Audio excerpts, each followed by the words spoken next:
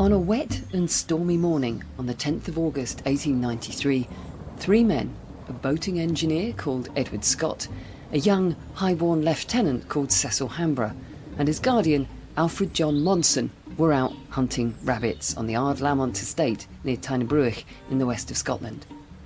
James Dunn, a watchmaker from Newcastle, on holiday in part of the schoolhouse, watches them through the pantry window.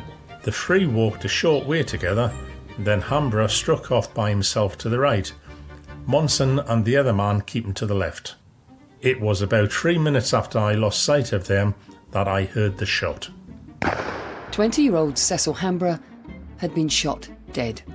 According to Monson and Scott, who reappeared shortly after carrying Hambrough's shotgun, he must have slipped or tripped while walking on the top of a sunk fence. His gun went off and he suffered a fatal wound to the back of the head in the area behind his right ear. They said when they found him, he was already dead and lying in a ditch. Some of the estate staff helped to carry Hambrough's body back to Ardlamont House, wrapped in a rug. Then his wounds were washed and his body was dressed. The local GP, Dr. Macmillan, was called for. The body was still warm, but rigor mortis was commencing in the limbs, showing that the death must have taken place about 3 hours previously. The wound was exactly what I would expect to find from a charge of small shot fired from a distance of perhaps 12 inches. Initially, Dr. Macmillan wrote a report to the Procurator Fiscal saying he believed it was indeed an accident. The Procurator Fiscal is the public prosecutor in Scotland. As part of their role, they investigate all sudden and suspicious deaths and conduct fatal accident inquiries. Scott took a boat back to Glasgow and disappeared. Hambrough's body was buried at the family plot at Ventnor on the Isle of Wight, and Monson stayed on at Ardlamont with his wife and 3 kids. Then, 9 days after he first reported to the Fiscal, Dr. Macmillan wrote again, saying he'd changed his mind and didn't believe Hambrough could have shot himself after all. Having handled and tried the gun, now in the possession of the Procurator Fiscal, I am convinced the injuries were not caused in the way I thought possible. If you haven't heard the first episode, I suggest you go back and start there. Not that I want to lose you, but you might get more from this episode if you start from the very beginning, because there is a lot of detail involved. It's also worth heading for the links in the show notes so you can follow the trial papers and diagrams as you listen. I'm Pennie Stuart, and this is Inside Forensic Science, the Ardlamont Mystery, Episode 2, The Scene.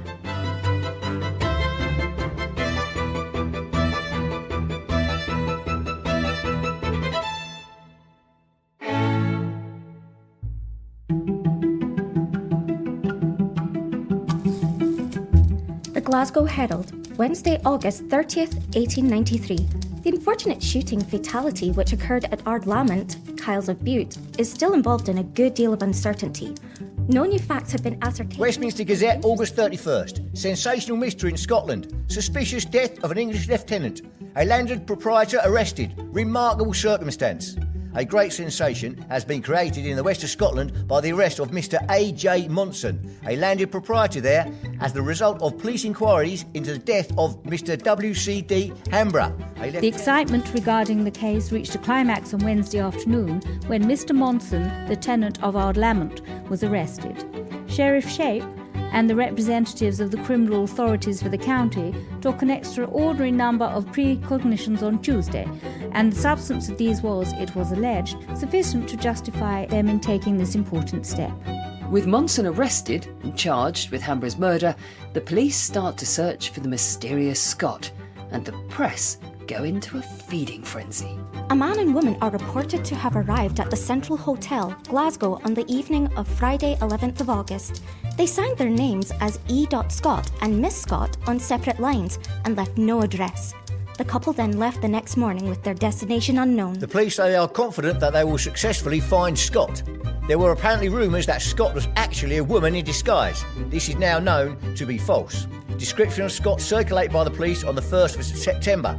Wanted, A man about 35 years of age looks younger. About 5'10" in height, of sallow complexion, with small dark moustache and steel grey eyes. Mr. Scott is believed to have been present at the funeral in the Isle of Wight. For some considerable time it's been known in London who the wanted man Scott is and who his associates are. Yet, incredible to relate, the Procurator Fiscal, it would seem, hesitates to act. Police at Cork think a man arrested for robbing a constable might be Scott. The prisoner gave his name as Scott and he is thought closely to resemble the missing Scott in appearance. And so it goes on. Hambrough is dead and buried. Scott's on the run. Monson is in Inverary jail, where, and I love this particular detail from the newspapers, he has applied to have the rules relaxed in his favour so he can be granted a better class of food. Consequently, according to Lloyd's Weekly on the 3rd of September, Monson's meals are now being sent from the George Hotel. Let's park the newspapers for the moment because, to be honest, there is so much information and misinformation flying around that you end up down multiple rabbit holes and it really isn't terribly helpful.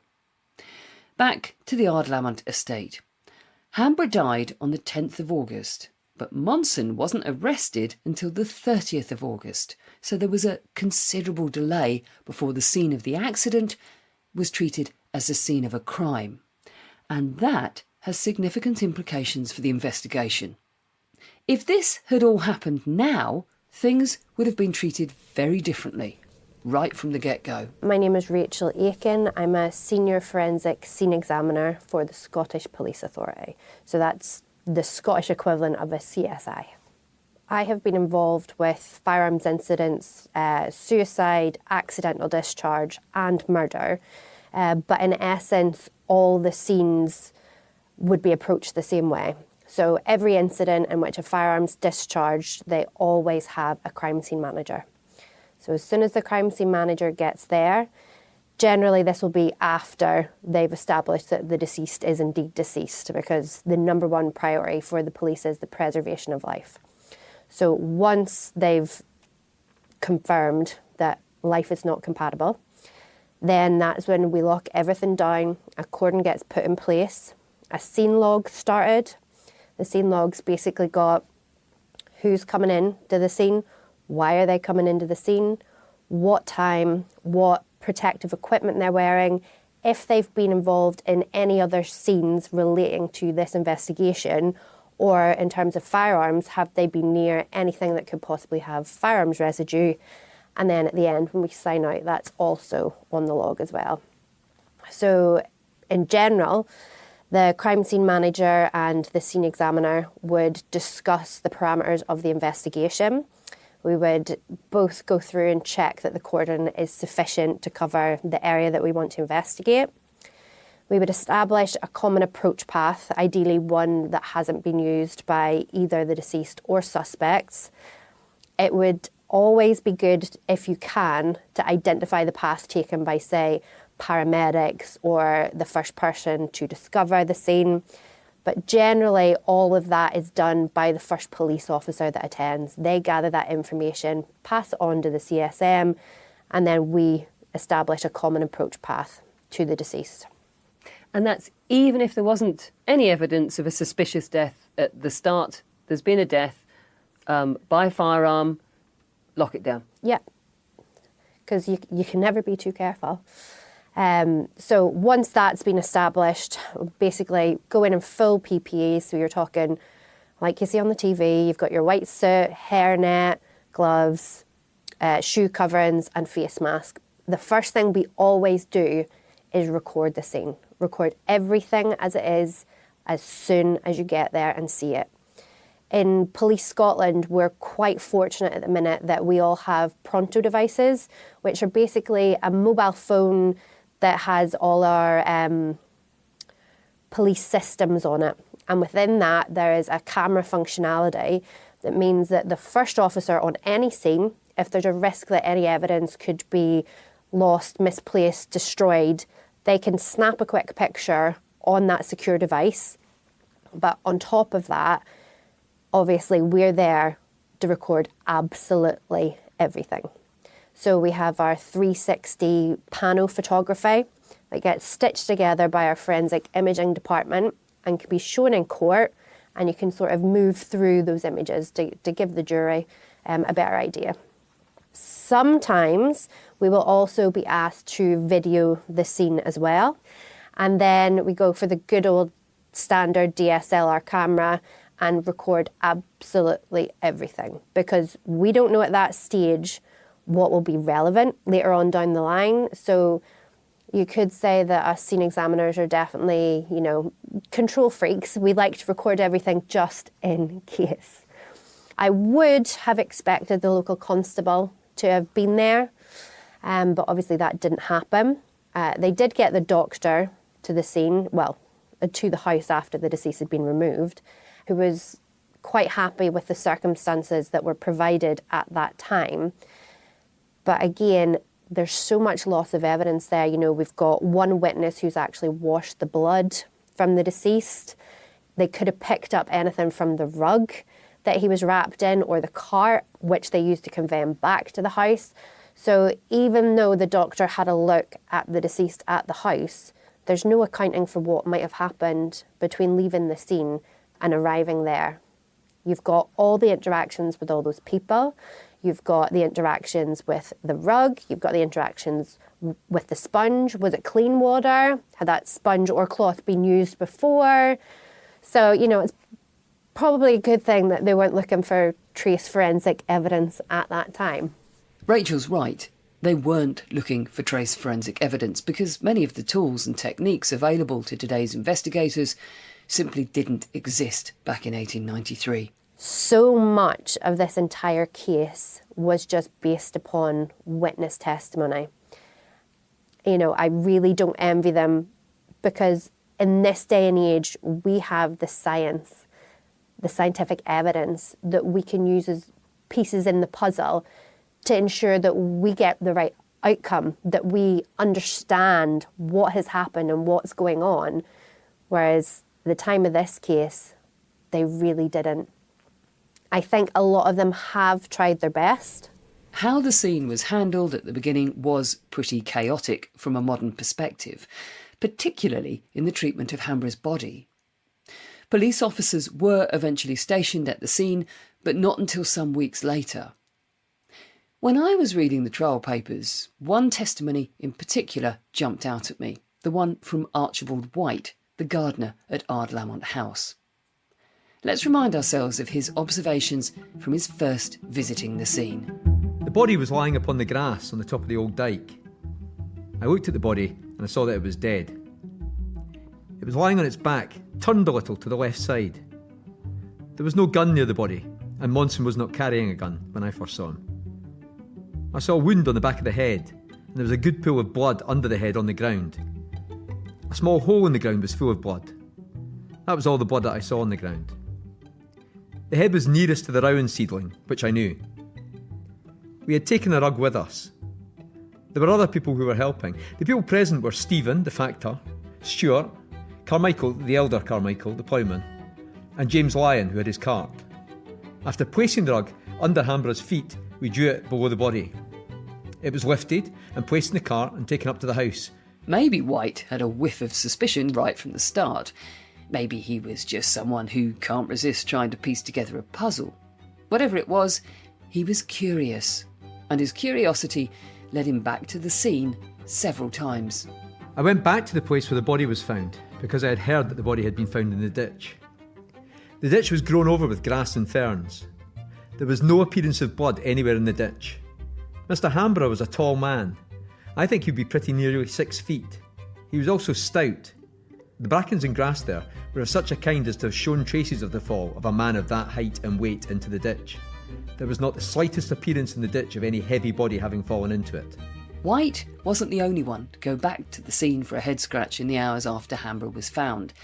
John Stephen, the factor, George Lamont, the second keeper, the local GP, Dr. Macmillan, Monson, and so the list goes on. Like White, Stuart McNichol, the estate joiner, commented on the puzzle over where Hambrough's body was supposedly found and the lack of supporting evidence in the ditch. That morning, as I was returning to my work, I revisited the place where I first saw the body. White was with me, and we saw blood on the top of the dyke where the head had been. White picked up 2 small pieces of bone, in one of which 3 pellets were sticking. The pieces of bone were found on the top of the dyke, 6 or 9 inches from the place where the head had lain, in an easterly direction towards the young plantation. White placed them on top of the dyke and covered them up. While we were undressing the body, somebody had said that it had been found in the ditch, so on this visit to the place, I jumped into the young plantation and walked alongside the ditch for 10 or 12 yards back from the round tree, but saw no marks of blood, nor any marks of a body having fallen into it. I found a track, as if the grass had been trodden down, going to the southwest of the rowan tree. There was also a track from the body going south in the direction of the schoolhouse. The first thing I thought was, if I was involved in this case and the world and his wife had trampled through it like they did in this case, I would not be best pleased. Just in terms of loss of evidence, a lot was made of how supposedly the deceased was in the ditch and had been recovered from there, but there was no signs of broken ferns. But then we had more people coming in, traipsing through said ditch to see if there was any other evidence. So, you couldn't take any stock in that anyway. But then later on in testimony, we hear statements like, we moved him, but I'm not sure from where, which is understandable. The body goes into just automatic mode, bit of stress response there. But if I had been there, even after all those people had walked through it, I would have had it locked down. When you compare it with some of the other cases that we've looked at, and the meticulousness and the care that was taken around those events, this is very much different. Niamh McDade is a professor of forensic science and the director of the Leverhulme Research Centre for Forensic Science at the University of Dundee. Now, I know from talking in the past and from doing the podcast that you always talk about people turning up at the scene of crime and the first thing you do is put your hands in your pockets. Now, they didn't know necessarily there was a crime that had been committed here when Hambrough initially died. But I wondered if you had any particular thoughts when you were looking at the papers about how even the scene of maybe it wasn't an unusual death, but his death was handled. I mean, I started counting and I got up to about 8 or 10 people tramping through the scene on day one. Yeah, I think you're dealing with 2 different things here. One is resources and the other is assumptions. So there was an assumption made that this was just a tragic accident, and then potentially it being dealt with less carefully than it would have been if it was an overt or obvious murder that we were dealing with. But you're correct in the number of people that came through, the number of people that would not have been trained in any sort of investigative process or procedure as well. People that perhaps were coming because they wanted to have a look. The consequences of that are that the scene becomes damaged. I mean, crime scenes are all about being able to get information the first time that you attend. Every attendance, every person that comes to those scenes alters those scenes by the fact that they're there. And so trying to minimise that amount of incursion into any sort of scene where physical evidence is going to be crucial is, of course, what it is that you want to try to do. And that wasn't really what happened here. And there's little doubt that physical evidence was available at the scene. Here's Gardener Archibald White again. I found 2 small pieces of bone. I found them 6 or 9 inches from the head, between the head and the ditch, on the grass, on the top of the wall. They were lying about 6 or 9 inches from the wall and on the same level as the head. In the larger of the pieces of bone, there were 3 pellets. I showed them to McNichol, the joiner, and then buried them in the pool of blood, which we covered with a sod off the dyke. 2 pieces of bone, one of which had shot embedded in it, but after he'd buried it, and I believe it said in the testimony when it was first recovered, it still had 2 pieces of shot in one of the pieces of, I think they identified it as skull, but whenever it was presented in court, the shot was no longer there. And there was no explanation to where that may have gone. Obviously, things weren't in production bags back in the day. Probably everybody at the police station had a good look at it, touched it, handled it. Who knows where that shot might have gone. The shot is not the only piece of potential crucial evidence that is lost. I found a wad on the ground about 2 feet from the head. I noticed blood upon it. I dropped it carelessly. I searched for it frequently but could not find it. A wad is basically like a tight-fitting bung which separates the powder charge from the shot load inside a shotgun cartridge. We will explain more on that in the next episode and explore why that shotgun wad may have been significant. For the moment, the point I'm trying to make is that potential evidence is being handled and lost by non-expert, self-appointed investigators. You know, if you think about what the scene would have been, or the circumstances of the family. So this is a country estate, and this is the heir to that estate having died in tragic circumstances. But something perhaps didn't just sound right. The way in which Monson and Scott described the event, perhaps, and you know, whose weapon fired the shot, who was carrying what gun, how could it be that somebody tripping over something would then, yes, that might result in a gun going off, but the circumstances of where the injury was just didn't fit. And I think there's this natural, almost desire for people either associated with the estate and the family who knew them to try to help and figure out what could have happened. That is, in one sense, it's part of a criminal investigation, but it's also our natural curiosity to try to work out and try to provide some help, some closure, some whatever to the family. And of course, in a scene like this, where it wasn't particularly well controlled, to have people wandering back to have a look, or people who may themselves feel that they have a legitimate right to be there, like the gamekeeper or the groundsman or whomsoever, that this is their patch, it's, you know, their area of work, and so have a legitimate grounds to be there, that feel that, you know, they have some level of entitlement to be there to try to work out what happened. So I think there was probably a bit of that going on, but it certainly is different to the other cases we've looked at during the Inside Forensic Science series, where you were dealing with much more overt and obvious murder scenes that were much better controlled than this one. Interestingly, that need to control a scene, or at least recognise that you need to get in early because the more people who visit a scene, the more it is changed, wasn't lost on White. I went back alone this time and saw a track leading west from the body and then going south into the bushes. It was a rainy morning and the grass was wet. I first of all followed a track on the top of the dyke southwards for about 20 paces. It was the track of one man and appeared to go southwards in the direction of the schoolhouse. Having followed the trail back along the top of the dyke, I returned to where I first found the body. I then went back to the track leading west from the body. I followed the track and found the two trails join. The place where they joined would be about 15 or 17 paces back from the body. I think gardening probably was not the best career for him. I definitely think he could have been one of the forefathers of forensic science if he'd just been a bit more careful.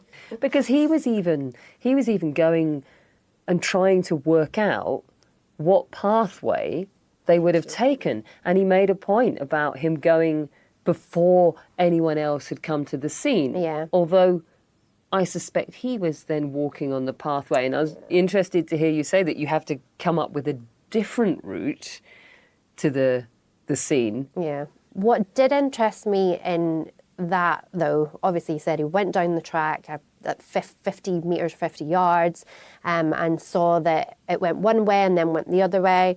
But later on in his testimony, he said that wouldn't have been made just one trip. That would have been repetitive use. What it doesn't mention anywhere else in any of the statements given is if this path was routinely used as a shortcut or as a byway. So, you know, we were close to the school. Is that where the kids like to run, hide? But yeah, definitely applaud him for having the look and figuring it out. But just, you know, it was almost like we needed that one more reasoning step afterwards. At the time when the body was lifted, or at any time, no one had been to the place where I found those trails through the bushes. I think there's a bit of amateurishness involved with the shooting.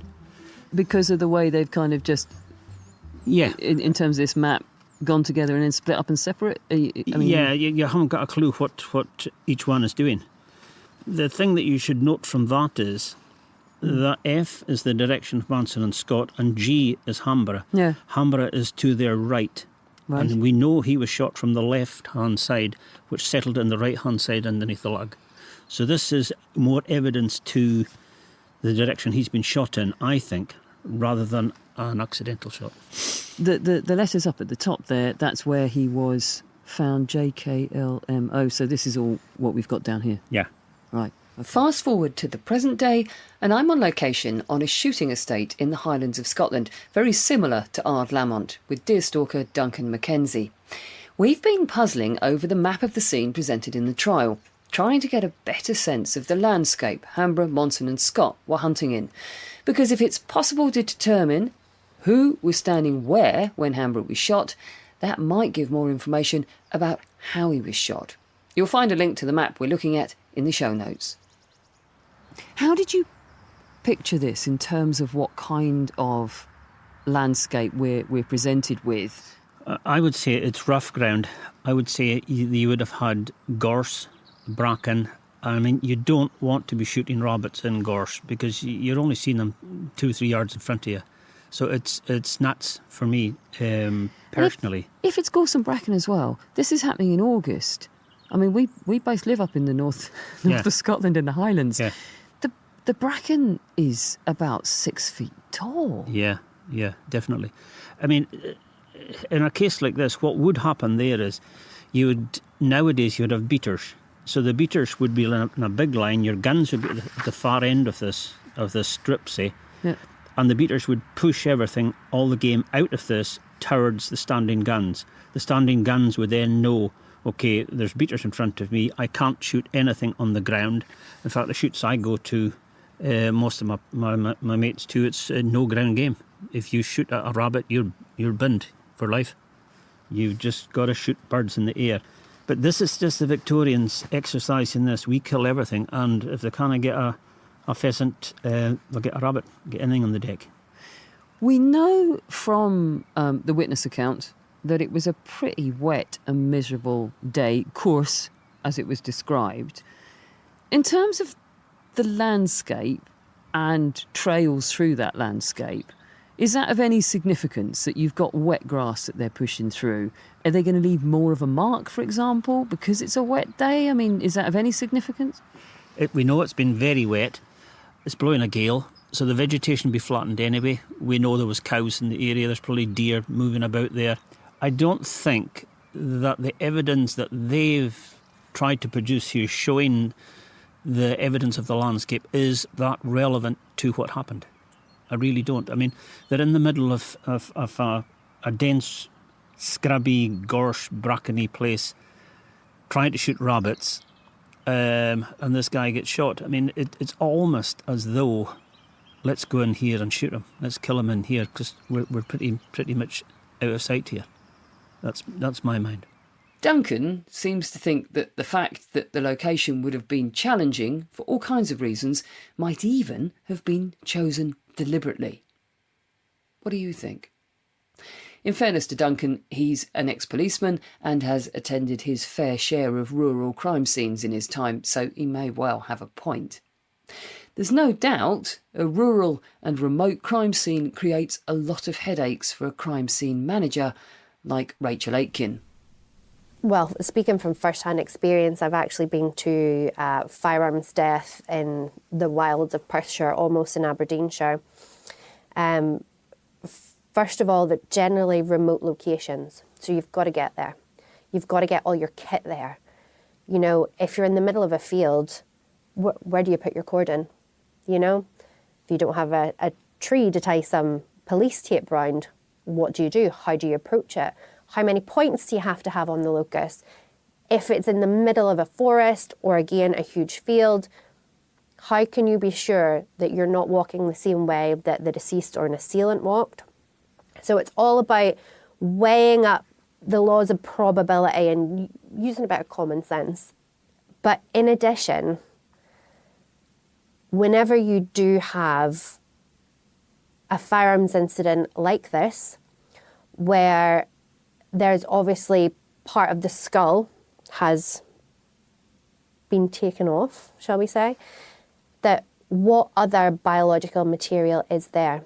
So if you are out in the countryside, we obviously have the issue of predation. And from a morally decent point of view, you want to make sure that you get every piece of biological material so it can be reunited with the deceased. In addition to that, if we're talking about shotgun deaths, you know, we have the wadding, which sometimes can bear blood on it. And with predation, you know, even our nocturnal little mousey friends, you know, they might think, oh, this is tasty, or this is a nice bit of bedding. So time is really of the essence. And it's a different time constraint to, say, a firearms incident in the middle of a city. You've got time constraints there because obviously traffic stopped, businesses are closed, you've got people trying to see into the scene. But on the flip side, when you're out in the wilderness, it can be much harder to control the external variables. So what steps will be taken to determine, one, what is potentially forensic evidence, and two, who should collect it and in what order? Okay, so first things first with all firearms incidents, the firearms officers attend to make sure that the firearm cannot be discharged. So if it's a shotgun, they will observe it. If it's break open, they'll see if there's any cartridges within. If it's a revolver, they'll just check. They will then make it safe, but of course they'll be wearing gloves and a mask at the minimum to make sure they're not disturbing any forensic evidence. Once it is made sure that we can't accidentally discharge the firearm at ourselves or our colleagues, we then focus on the fragile information. So we're talking about DNA, blood, hair fibres, anything that may be on the weapon itself if it's there. And then in consultation with our forensic biology team, we would decide what needed to be taken from the deceased. Has there been an altercation beforehand? Is there any DNA transfer? Is there any fibre transfer from maybe an assailant? And then we've got our forensic firearms scientists who would have a look at gunshot residue. Now, gunshot residue lasts a good bit longer and is slightly less fragile than the biological evidence, so it would definitely be done in that order. We would record, then we would look for the DNA, the blood, the hair, the trace evidence, and then it would be the firearms evidence. The firearms evidence involved in this case is absolutely crucial, as we're going to hear in the next episode. Once Monson had been arrested at the end of August, there was then an effort to lock the scene down, and 2 police officers were sent to guard the location where Hambrough was found, round the clock, which they duly did. They didn't have the luxury of photographs or video recordings. Instead, there was an effort to record the scene through a surveyor's drawings based on the witness testimonies. Those are the drawings we've been using, and as I've already mentioned, there's a link to them in the show notes, and they're well worth having a look at. We've heard something of how the scene was handled in the hours after Hambrough's death. We've also heard from Rachel how such a scene would be dealt with in a contemporary case. But how might such a scene be managed in the near future? So I've just popped the headset on and suddenly I'm in a room where there's been a fire. At the Leverhulme Research Centre for Forensic Science at the University of Dundee, they're developing a new virtual reality tool which could revolutionise how we investigate crimes like the Ardlamont mystery. Vincenzo Rinaldi is the VR and AR application specialist who's working on bringing the crime scene to the investigators and courtroom through 3D reconstruction. There's windows, there's a radiator, some chairs that have been burnt out. There's a body lying on the ground, a victim of the fire, and I'm standing in the middle of the room. I can turn round, I can look at everything in the space. Odd thing to say, Vincenzo, but I wanted to say it feels incredibly real. Yeah, it is. This is something that even the fire investigators, the senior fire investigators have noticed. Some of them had some prejudice, some bias against this technology because it's very well known as a console, a video game tool. And as soon as they saw it, they said, I don't want to play video game. I want to do the exercise. I want to train. But then when they wore the headset on, they immediately, and this is something that always strikes me, they put their hands in their pockets, and this happens because they are trained on putting their hands in the pockets when they access the fire scene. This is needed because they have not to touch anything around. So the first layer, the first obstruction for them is actually having their hands in the pockets. But this happened when they got in the VR reconstruction. So this is a way of, let's say, tricking the brain. As soon as they had the headset on, they recognized a familiar environment, which was, for example, in this case, the fire scene, and they started acting exactly like they would act in a real scene. So looking for patterns and, of course, putting their hands in their pockets. I mean, it's fascinating because I'm moving around the scene now, and I've come up to the chair. There's several chairs, but I'm standing beside a burnt-out chair, and I've stopped because there's a chair in my way. And of course, there isn't a chair in my way, it's virtual reality, but it does feel incredibly immersive and real. How did you do this? Did you create this scene and then have to film it, or how is this done in practice? There are several ways of creating 3D environments. Usually cinema or the movie industry, video games industry, usually model everything from scratch. If we, for example, want to use these as a training tool, we need also the expertise of forensic practitioners. So in this case, we had the Danish police building these setups. This is a fire scene, so building a setup and then burning the scene in real life to then access the scene before the actual training starts to digitalize everything. So we have a scene that is the closest thing that you can find out there because it's created from forensic practitioners for forensic practitioners to train them. Then we injected ourselves in the scene to capture, to have this reconstruction, again, as close as possible to reality, to provide something that is repeatable, that is systematic, and that can enable probably a fairer training. Could an investigator stand in this room and take measurements of distances? Absolutely. It is fundamental, though, that the scene is correctly represented and it brings the right scale.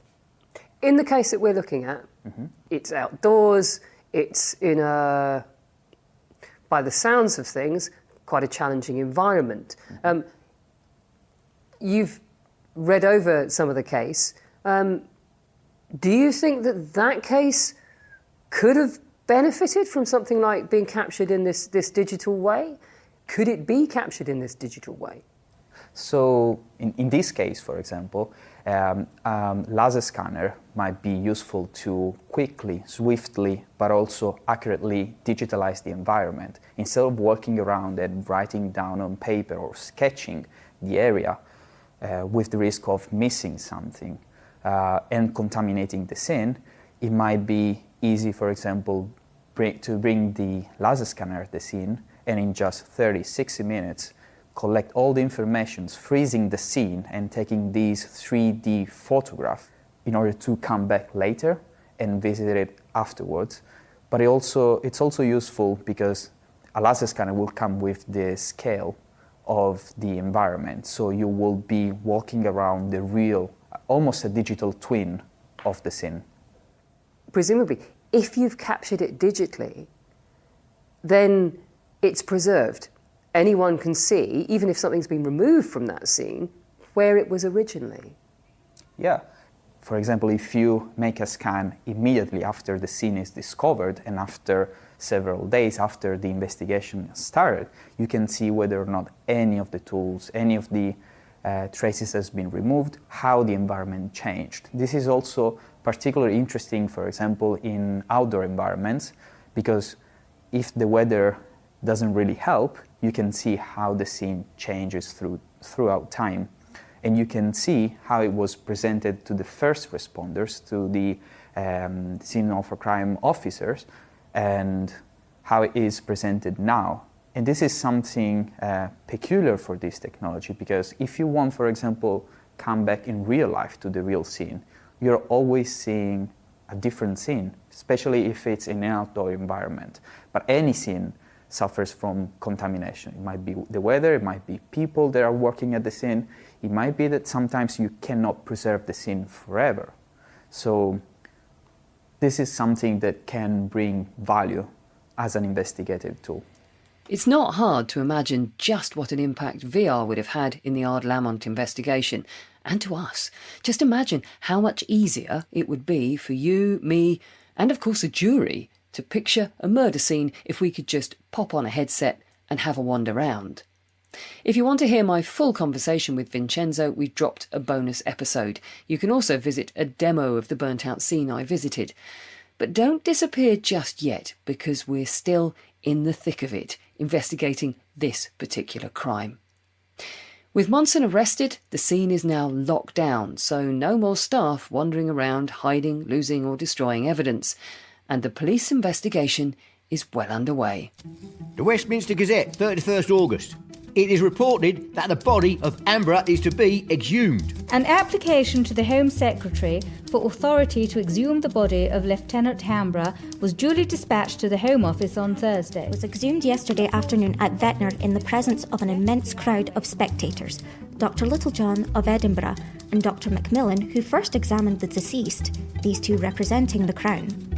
Dr. Saunders of Edinburgh also arrived by the same train to be present at the examination on behalf of the prisoner, Monson. So what will the post-mortem uncover about the crime? There were 2 guns, but can we discover which gun caused the fatal injury? Could it be possible that Hambrough and Monson's shotguns were deliberately switched? And did someone attempt to murder Hambrough the night before he died? If so, why? And what has happened to the mysterious Scot? Pall Mall Gazette, 12th of October. The Ardlamont shooting mystery. Why is not Scot discovered? Scot is well known. He is not a lag or a lumberer in his professional capacity, and the link which connects him with Monson and his friends is strong. If he is ever discovered, I prophesy it will surprise a great many people that he was not arrested before. Lloyd's Weekly, London, 15th October. The present position is this. The police say they have no power to act on suspicion and are handicapped for want of funds. The man Scot, by his absence, has deprived the authorities of his testimony as to the death of young Hambrough. It is not too much to say that Monson's life is now in his hands. The story first broached last week of the man Scot being a London bookmaker is confirmed by several correspondents. His real name is said to be Edward Davis, but he is generally known amongst racing men as Long Ted. Will Scot, or should that now be Long Ted, ever be found? Don't miss the next episode of Inside Forensic Science, the Ardlamont Mystery.